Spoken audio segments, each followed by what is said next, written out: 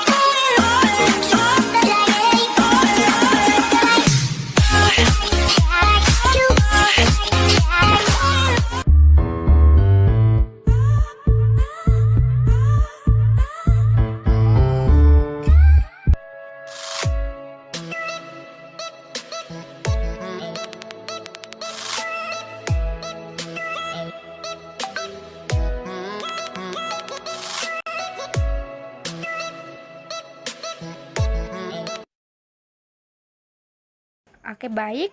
Kami dari kelompok 4 yang beranggotakan Syafni Wati Saputri, Eka Purnamasari, dan Hestiana akan mempresentasikan hasil diskusi kami. Sebelum kita kenal lebih jauh mengenai metode analisis, kita harus tahu dulu pastinya mengenai pengertian tentang analisis wacana kritis ini. Jadi, analisis wacana adalah cara atau metode yang meneliti atau menganalisis bahasa yang digunakan secara ilmiah, baik dalam bentuk lisan maupun tulisan.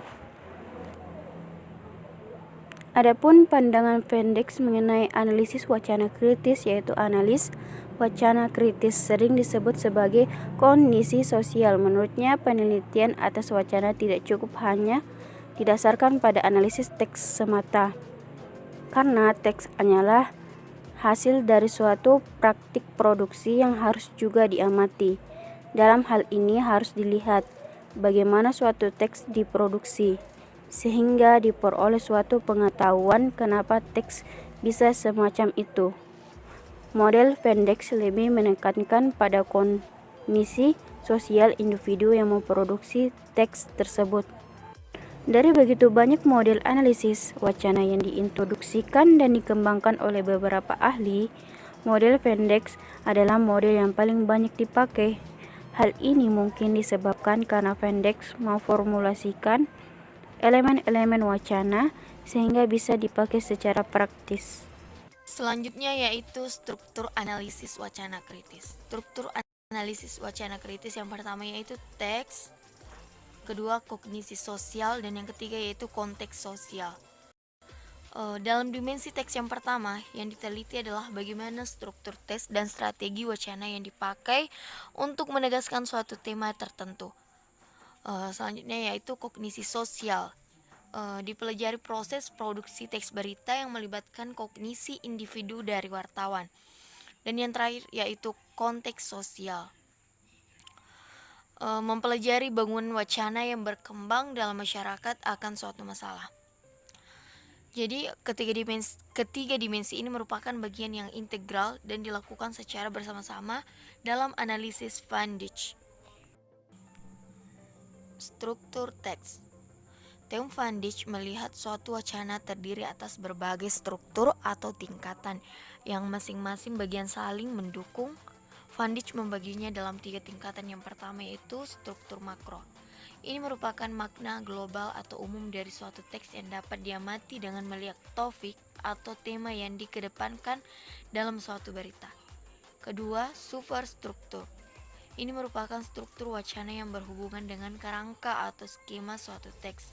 Bagaimana bagian teks tersusun ke dalam berita secara utuh. Dan yang terakhir yaitu struktur mikro. Ini merupakan struktur wacana yang berhubungan dengan kerangka atau skema suatu teks. Bagaimana bagian-bagian teks tersusun ke dalam berita secara utuh. Kognisi sosial.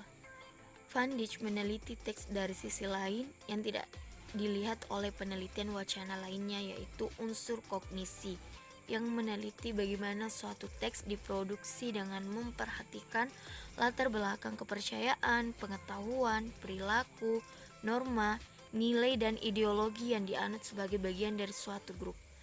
Analisis wacana tidak dibatasi hanya pada struktur teks karena struktur wacana itu sendiri menunjukkan atau menandakan sejumlah makna, pendapat, dan ideologi.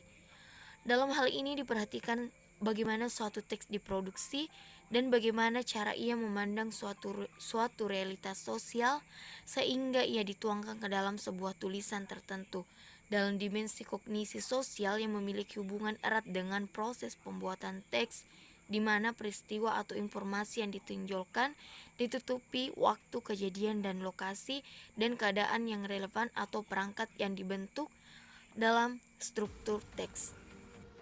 Konteks sosial.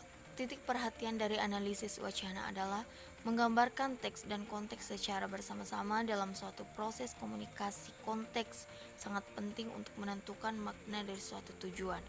Konteks sosial berusaha memasukkan semua situasi dan hal yang berada di luar teks dan mempengaruhi pemakaian bahasa, pemakaian kata-kata tertentu, kalimat, gaya tertentu, bukan semata-mata dipandang sebagai cara berkomunikasi, tetapi dipandang sebagai politik berkomunikasi, suatu cara untuk mempengaruhi pendapat umum, menciptakan dukungan, memperkuat legitimasi, dan menyingkirkan lawan atau penentang.